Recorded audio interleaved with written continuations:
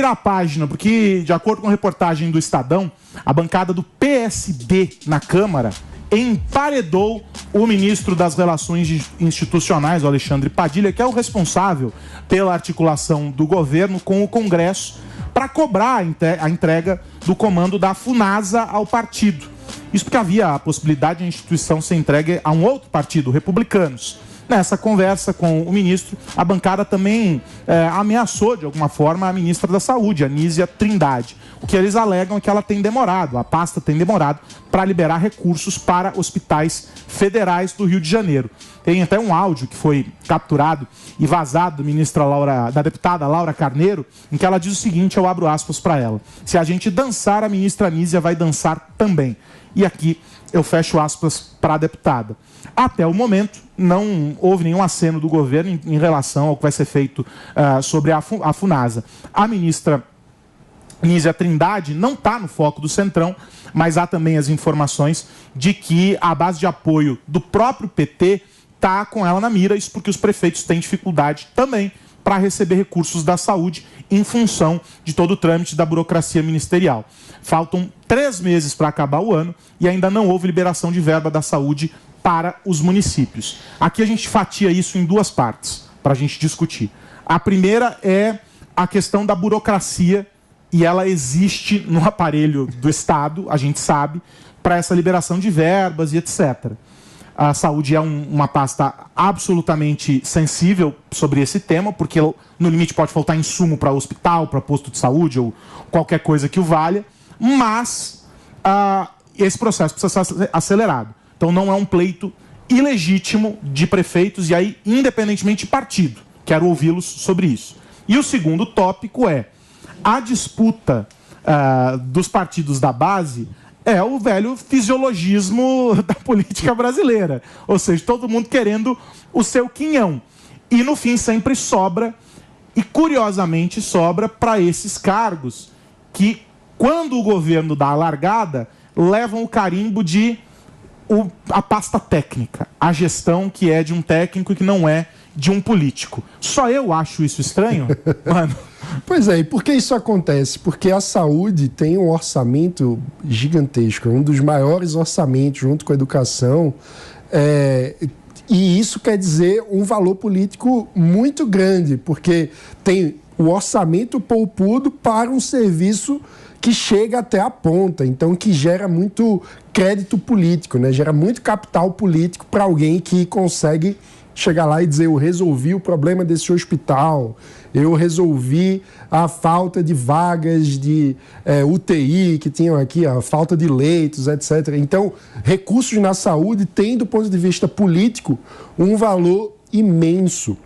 Justamente por isso há esse tipo de pressão muito grande. E no começo do governo, a ministra Anísia, ela foi indicada como uma ministra técnica, né? Uma ministra que tinha uma carreira no SUS, no Sistema Público de Saúde, mas que não tinha uma base parlamentar de apoio. Ou seja, ela trazia o simbolismo em contraste com o governo Bolsonaro, que teve toda aquela gestão complicada na saúde ao longo da pandemia e tudo mais. Ela trazia o contraste de alguém que era compromissada com o sistema público. Só que a política cobra a sua conta. Então, ao deixar o Ministério da Saúde de fora dessa repartição de poder, houve uma escolha do governo também de fazer com que esse assédio acabasse vindo, porque é como a lei da gravidade. Quando tem aquele orçamento poupudo, aquele poder importante que entrega valor para a população, há pressão política para colocar a mão ali e tentar ser um pouco responsável por aquele serviço. Então, é um tanto inevitável. Agora, sobre a burocracia, aí eu diria que a gente tem que entrar numa discussão de modelo de Estado, porque o fato é que o Estado brasileiro perdeu a capacidade de entregar, em muitos sentidos. Quando a gente pensa, vários anos atrás, em 5 anos, fizemos no meio do deserto a nossa capital. Hoje, para você o que é que você faz em 5 anos?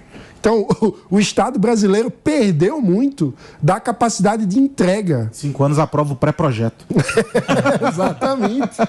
Perdeu muito da capacidade. Muda o governo, muda o projeto. Aí mudou.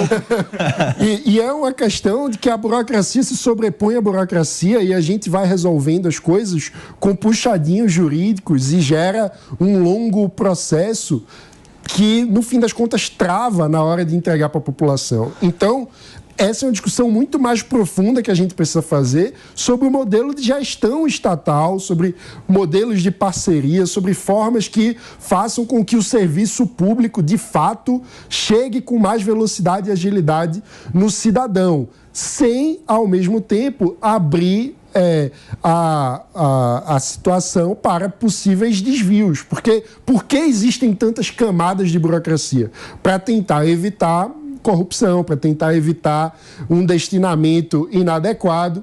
Contudo, eu diria que a gente chegou num cenário que não conseguimos nenhuma coisa nem outra, porque a gente nem entrega o serviço com eficiência e efetividade, nem consegue bloquear escândalos e desvios em pastas tão importantes.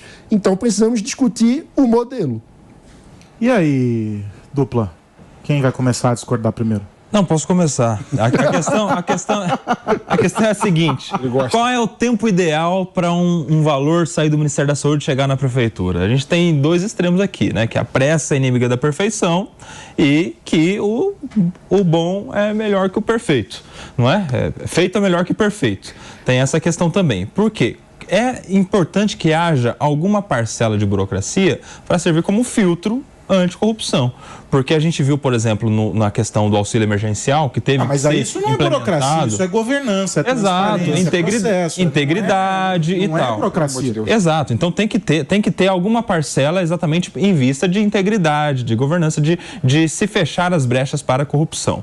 A gente viu, por exemplo, na questão do auxílio emergencial, que foi um ato do governo que teve que ser do dia para a noite, em razão da pandemia, e que gerou, no final das contas, fraude de muitas pessoas que não tinham aquele direito e que permaneceram recebendo por muito tempo, sem que pudesse ter esse direito. Se tivesse algum filtro de burocracia, isso iria atrasar e iria evitar as fraudes. Acredito que seja essa a questão, talvez um preciosismo, um excesso de cuidado, de zelo do Ministério da Saúde no repasse dessas verbas, que tem atrapalhado minimamente a despesa pública com a saúde na ponta da linha, nas prefeituras principalmente. E eu acho que é uma crítica válida, em especial porque os prefeitos são aqueles que mais precisam de verba. A gente precisa saber que a União tem caixa, o Estado tem caixa, mas as prefeituras não têm caixa, não tem reserva. Se atrasar muito tempo, falta, não tem remédio, não tem médico, não tem salário atrasado. Então tem também essa crítica que eu acho que é muito válida. Acho que a pressão da maneira como acontece, ou pelo menos como os jornais estão trazendo, vai mudar esse estado de coisas, porque parece que nós estamos tratando de 2 mundos. O interesse deles ali é por quem administra o dinheiro, mas não está se discutindo o caminho para chegar até a prefeitura. Eu estou errado nessa leitura. Não, está certíssimo. É só demora? Seria só a demora? Não, porque eles estão discutindo assim, não, porque está demorando, então a culpa é dela. Vou colocar alguém meu aqui, porque vai chegar. Mas vai chegar para quem? Exato. Como? A discussão não é no fim sobre a ministra, ela está no papel dela ali. Ela tem que desenvolver um novo modelo, tudo bem. Seria um motivo para tirá-la. É isso, ela virou subterfúgio, me parece, no meio de uma discussão entre partidos, poxa. E não é esse o caminho. Não é. É impressionante como o Koba, ele tem algumas visões Estamos falando da ministra. Você dorme sonhando. Na visão do Koba, a burocracia está aí para evitar a corrupção. Não. Tem nada a ver uma coisa com a outra. Você tá igual a senadora, tá colocando palavras na minha boca, meu amigo. É a mesma coisa. Você tá definindo o seguinte, quando tem mais burocracia, as camadas são importantes, os processos são importantes para evitar a corrupção. Como se se as empresas privadas têm mais corrupção do que a administração pública, o que não é verdade, né? Dá para você ter governança, dá para você ter processos mais céleres, né? Concordo. E dá para você diminuir a corrupção. E é bom lembrar que a questão é estrutural, não é conjuntural, não é? A gente vivia na época da administração pública, né, voltada para a forma, voltada para o processo. Hoje em dia, que era a administração pública burocrática, né? Hoje em dia, nós estamos implementando a administração pública gerencial. O foco tem que estar no resultado, não tanto no processo e nos meios, não é? Mas então, tem que ter protocolos, procedimentos a gente tem que criar pré-estabelecidos. Você acha que tem que ter isso também? A gente tem que reduzir esses processos administrativos, a gente tem que facilitar a implementação de políticas públicas, seja chamando o Tribunal de Contas, por exemplo, da União, dos estados e dos municípios para participar da decisão, para não parar de forma indevida o processo, não voltar atrás depois de uma decisão tomada, falar que lá tem corrupção. A gente tem que ter instrumentos de colaboração que faça atingir de forma mais eficiente as políticas públicas. Porque são muitos checkpoints, né? No fim do dia, começa aqui numa instância e tem que fazer 10, 12 paradas. E aí, no meio do caminho, o cara fala, não, mas eu não participei lá no começo. Aí volta, e aí faltou uma assinatura, falta um carimbo. E a gente está num 2023, nós estamos caminhando para 2024. As empresas hoje discutem agile business, né? Metodologias ágeis para você fazer com que em períodos mais curtos você consiga colocar projetos de pé. Porque quanto mais tempo você economiza, maior o teu retorno. Claro. A gente está falando de um custo que é de gente, porque, imagine, se são 10 instâncias, na mão de quantas pessoas isso vai passar? Né? Você tem um custo de pessoal, você tem um custo da perda do tempo que você está gastando ali naquele processo. Você tem mudanças de ciclos, porque o pedido às vezes foi feito em um ano, quando era um cenário. Quando ele é aprovado, chegou lá na ponta, o mundo já mudou, já não é mais aquela quantidade necessária de qualquer material, de qualquer coisa. Mas isso mostra, Aros, como a administração pública precisa aprender urgentemente com a iniciativa privada, em especial em termos de gestão. Porque eu não duvido que hoje algum município pedindo verba para um ministério, isso seja enviado por e-mail, chega lá o e-mail impresso e entrar numa folha de papel. Não duvido que isso aconteça. Porque a gente tem um atraso significativo, um delay gigantesco nas questões de modernização de gestão da administração pública comparado com a iniciativa privada. Deixa eu fazer uma rápida parada para quem está no rádio, a gente volta daqui a pouquinho com o Morning Show, 10h51 agora. Agora tem um negócio interessante sobre isso. O Brasil é o único país que digitaliza, mas quando termina você imprime e leva para protocolar. Aí não adianta nada. Aí não adianta nada. Tem todos os avanços de governo digital que a gente precisa fazer, mas eu vou mais além, Cuba. A gente não precisa apenas aprender com a gestão privada. A gente precisa trazer a gestão privada para serviços públicos, como, em parte, a gente já tem feito no SUS. Existem muitos hospitais no SUS que têm gestão privada, de organizações sociais, de empresas, até grupos de ponta que atendem pessoas de alta renda, fazem gestão. Se não me engano, aqui em São Paulo, o Hospital Santa Catarina é administrado pelo Einstein, acho que ainda é, né? E é um serviço excelente. E eu conheço muita gente que foi tratado lá. Não tem interferência da óbvio, tem o papel do Estado com os limites que precisam ser observados, mas é o mesmo princípio de gestão que eles adotam para os hospitais privados, eles estão implementando ali. E a máquina funciona. Esse é o ponto. E aí você remodela qual é o papel do Estado. No lugar do Estado estar pensando na licitação da quantidade de agulhas que vai precisar para fazer uma cirurgia, o Estado está pensando nos indicadores fundamentais que precisam amarrar um contrato para o serviço privado. Então, o Estado se especializa na contratualização. Como que eu vou contratar? Como que eu vou cobrar resultado? Quais são os indicadores-chave para fazer com que o serviço, de fato, chegue na ponta, na população, com qualidade? Então, você muda completamente o papel do Estado. Essa é a discussão que o Brasil precisa fazer de forma estrutural. Mas a gente já teve um avanço nisso, com a mudança, eu acho que o PP deve até saber melhor sobre isso, que é a mudança na lei das licitações recentes, né? Que a gente tinha um problema anterior, que a gente tinha uma concorrência ampla, aí vários se candidatavam, alguém ganhava e só depois que alguém ganhava que ia ver se essa pessoa tinha condições técnicas de atender o serviço. Aí no final não tinha, a gente tinha perdido já mais de ano na concorrência para recomeçar tudo do zero. Mas agora, invertido agora. Deixa eu voltar ao tópico da ministra aqui, a gente já discutiu a conjuntura, o tópico da ministra. Ela se torna mais um elemento de fragilidade nessa disputa por apoio, na visão de vocês, porque dentro do que a gente está assistindo como composição dessa base para o governo, todo mundo quer abocanhar um pedaço. Essa, basicamente, é a história do Brasil, desde que o Brasil é Brasil. Né? Não vamos se enganar aqui. vão conseguir morder esse pedaço, seja republicano, seja PSD, quem quer que seja? Qual que é a tua visão? Ela vira alvo? Coincidentemente, uma mulher. Mais uma mulher, né? Muita coincidência. Porque teve a ministra do esporte. Mas essa mulher específica aí, a Anísia, eu entendo, porque ela participa de um ministério relevante. Sim. Né?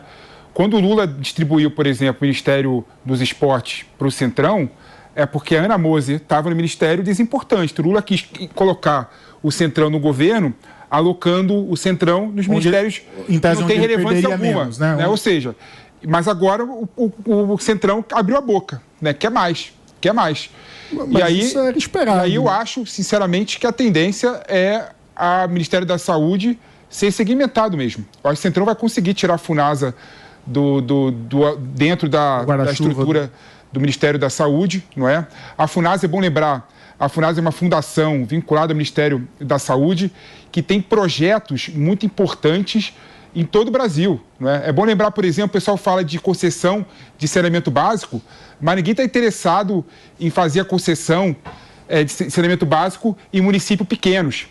Quem faz? O poder público. E qual o poder público que investe em saneamento básico em municípios de menos de 50 mil habitantes? A FUNASA, né? Qual que é o braço do governo que destrói casas de madeira e coloca casas de alvenaria? É a FUNASA, evitando a contaminação da doença de Chagas. Ou seja, a FUNASA é um órgão estatal que tem uma permeabilidade no Brasil todo muito grande, né? Então, o Centrão, pegando a FUNASA, ele vai ter acesso a várias partes do Brasil, né? Vários municípios do Brasil. Tem muito dinheiro a FUNASA. Então, eu acho que o Centrão realmente vai conseguir pegar essa parcela do Ministério da Saúde. Importante destacar, tudo isso é fruto de um ciúme do PSD, né? O republicano entrou no governo, o PP entrou no governo, né? E o PSD começou a reclamar. Poxa, eu estou com você desde o começo do governo, né? Eu mereço mais do que o PP e os republicanos. Então eu quero outra estrutura de poder para conseguir fazer política.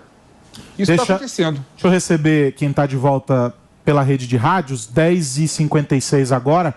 Estamos discutindo ainda essa questão do Centrão de olho em alguns pedaços importantes aí do governo, e o caso em tela é o Ministério da Saúde por meio da FUNASA. O PP explicava o papel importante da FUNASA. E aí tem um ponto aqui, né? A gente está assistindo tudo isso acontecer e o governo, apesar de a gente ter mostrado, se não me engano, na segunda-feira, essa agenda que pretende ser encaminhada agora para os próximos dias no Congresso, o governo está retendo alguns temas que são importantes. Isso demonstra, na minha visão, que a articulação política, Padilha e outras lideranças, não estão confiantes de que o governo tem força, ainda com toda essa distribuição de apoio, para passar algumas agendas que são estratégicas para o governo. Ou seja, todo aquele movimento que a gente assistiu antes mesmo até, né, a PEC da transição lá, aquela coisa toda, o começo do governo, tudo isso brecou. Esse Congresso está diferente, o governo está cortando um dobrado. Não está, não? E parte se dá por conta do arranjo político que o Congresso estava habituado nos últimos anos.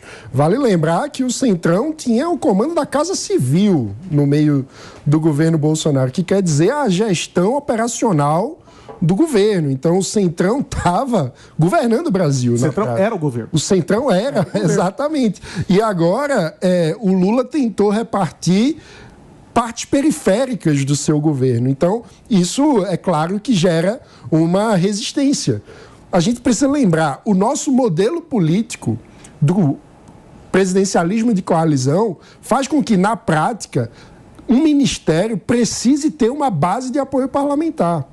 Um ministério importante sem base de apoio parlamentar, do ponto de vista político, é um desperdício de espaço político. A questão é como que o presidente gerencia a construção dessa coalizão. Como ele consegue fazer com que a negociação de composição de apoio no Congresso se dê sobre bases republicanas ou sobre bases exclusivamente interessadas em fatias do orçamento. Essa é a grande habilidade política que precisa ser posta à prova. E o fato é que quando escolhe proteger, digamos assim, os ministérios mais importantes, ficando ou sob técnico, no caso da saúde, ou no próprio PT, e, portanto, não compartilhar o poder que realmente importa, o presidente Lula, ele terceirizou essa questão, ele postergou para depois a divisão do poder. Mas olha, a gente tem que deixar uma câmera só no Felipe. Pegando as reações. Só os reacts dele. Porque, assim, é uma ginástica com os músculos assim, do rosto, que é um negócio impressionante. Eu quero te ouvir, eu tô ansioso agora para te ouvir. O Mauro é impressionante, ele articula muito bem as ideias, né? Mas ele parte algumas premissas completamente equivocadas. O nosso modelo de governo, como você bem disse, né? É o tal presidencialismo de coalizão. A regra, qual que é a regra? É impossível para o presidente da República, que é eleito numa votação majoritária, ter a maioria num Congresso fragmentado. Exato. E pluripartidário, ainda com influência regional. Né? Para ele governar, o que ele precisa fazer? Precisa compor com essa base toda. Foi o que eu disse. Mas essa é a regra. Você errou no seguinte fato, quando você falou que isso não é republicano. Não, o que eu disse isso pode se dar sob bases republicanas ou não. Infelizmente, mano, eles têm que parar de criminalizar a política. Não estou criminalizando a política. Não, eu estou dizendo que o critério pode ser baseado em agenda de governo ou em simples repartição de espaço. A questão Foi isso que eu falei. Assim, o nosso modelo é esse. Ou a gente muda o modelo, né, de forma assim, ou a gente opera o modelo com critério. Ou a gente trabalha com o modelo que nós temos. E não dá para falar que o presidente da República, chamando o PP... Você está dizendo que só existe uma única forma de operar o modelo existente? Existe um modelo que eu vejo possível que nenhum governo conseguiu implementar. O único momento que eu vi na história do Brasil isso acontecer foi entre 45 e 56, que tinha um projeto de Estado forte. Então a gente tinha um projeto de governo forte, bem estruturado, e os partidos políticos orbitavam nesse projeto, sendo contrário ou sendo a favor, né? O que falta no Brasil é ter um projeto de Estado forte para os partidos políticos arbitrarem nesse falta negociação com transparência, falta várias coisas. Não. Qual é a transparência? Quem que sabe qual é a agenda do Fufuca para o Ministério do Esporte? Não, o problema é que o Ministério do Esporte, o problema não é o Fufuca, o problema é que o Lula não tem mas projeto isso é no geral. De Ministério de mas é isso que eu estou falando. Vocês estão concordando, parece. Não, mas espera aí, vocês estão discutindo e falando a mesma coisa. Mas olha só, nós discutíamos aqui outro dia algo que é anterior a isso que vocês estão dizendo, que para mim é muito mais grave. Porque já está na essência, na origem, na gênese, olha que bonito. Tá errado. Qual é o programa e o projeto dos partidos? Exatamente. Tem? Então, se não tem do partido, que é o começo da história, que você vai lá, se filia, porque você supostamente entende que aquele é o programa que mais se identifica com a sua visão de mundo social, política, econômica, babá. Se não existe isso na origem, aí vai chegar no governo e vai chegar o quê? Esse é o ponto de vocês. Talvez a grande divergência seja o seguinte. Seja isso a grande divergência. É que, na minha visão, o presidente da República, como grande líder político do momento, ele tem o dever de induzir esse processo. Ou seja, de fazer com que, na negociação com os partidos, isso seja uma questão na mesa. Eu acho que é um dever político do presidente. Por quê? Porque a modificação da cultura política precisa se dar em dois vetores. Tem o vetor da base, que é o eleitor precisa começar a votar pensando em projeto partidário, e aí tem várias questões que impedem que isso aconteça, que a gente pode discutir de governança dos partidos, de como fazer com que os partidos de fato tenham democracia interna, de como fazer com que a gente tenha votações para a eleição de dirigentes partidários que sejam sérias e não como existem hoje. Isso é um ponto. E outro ponto é que tem um incentivo de cima, que é como um partido pode ter acesso a espaços de poder. E quem tem a caneta na mão para fazer com que esse ponto de incentivos de cima aconteça? O presidente da República ou um governador. Vai ficar com a caneta na mão, porque vão derrubar ele. É o que a gente vê no Brasil. Vai você e a sua caneta embora. Vai ficar você e a sua caneta mas você longe daqui. Mas você como presidente... Eu vou escolher alguém que segure a caneta que eu quero. Mas veja, você como presidente tem literalmente a caneta para dar ao Ministério da Saúde a alguém. Você pode criar um processo. Ah, isso sim, claro. É isso que eu estou falando. Então você pode induzir que para o horário eu não posso repetir a frase de Capitão Nascimento sobre o sistema. Mas me parece que ele sintetizou exatamente isso que nós estamos discutindo aqui, não é, Pepe? Não, assim, a grande questão de dissenso minha e do Mano e de você, Aros, é que o Mano e vocês acreditam que tem que ter um partido político forte, entendeu? Com ideologias fortes para poder influenciar a política pública do Brasil. E adiciono uma coisa. Né? Eu adiciono um outro elemento nisso. Não é com 30 e quantos? 37? 30, né?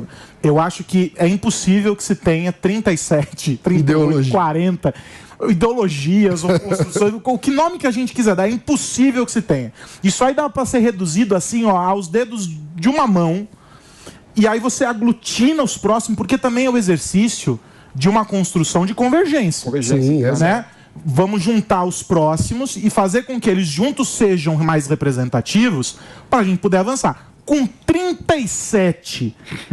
Desculpa, são 37 vezes, eu não lembro. O número para mim já tá... mas por aí, com mais de 30, vamos colocar. As federações diminuem um pouco. Cara, é um troço muito louco. Mas sim, Aros, o que eu acredito? Eu acredito que tem que ter um projeto de governo forte primeiro. Que supere partidos. Entendeu? Que supere partidos. E aí os partidos vão se fortalecer discutindo esse projeto. Mas existem esses projetos na sociedade brasileira. Não existe. Existe o projeto de desenvolvimento, mas é que eles não existe o projeto liberal. Os partidos que não estão nem aí para os projetos. Não, mas o que ele quer dizer é que isso não está dentro da estrutura de governo. É outra coisa. Qual o projeto do Lula de relações exteriores? Não tem.